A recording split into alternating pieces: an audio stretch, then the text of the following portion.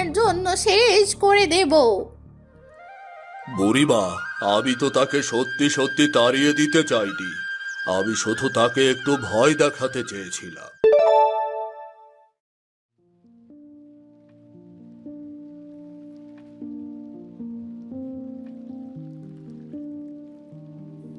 তুই এত চঞ্চল কেন রে নাতনি? একটু শান্ত হয়ে এক জায়গায় বস। সারাদিন শুধু টোটো করে ঘুরে বেড়ালে কি চলে? আমার এই সুতোর কাজটা অন্তত মন দিয়ে করতে দে। বুড়িমা, তোমার এই একঘেয়ে চরকা কাটা দেখতে আমার একটু ভালো লাগে না।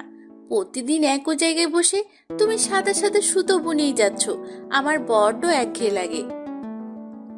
এই সুতো দিয়ে আমি আকাশের বুকে জাল বুনি রে পাগলি।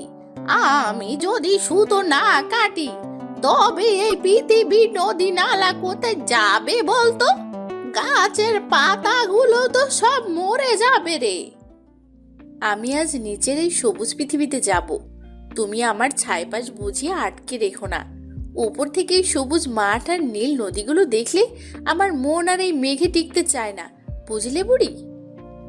পৃথিবী বড় অদ্ভুত আর অচেনা জায়গা রে। ওখানে মানুষেরা থাকে, তারা আমাদের মতো নয়। তাদের মন বোঝা বড় কঠিন। তুই সেখানে গেলে কোনো বিপদে পড়তে পারিস।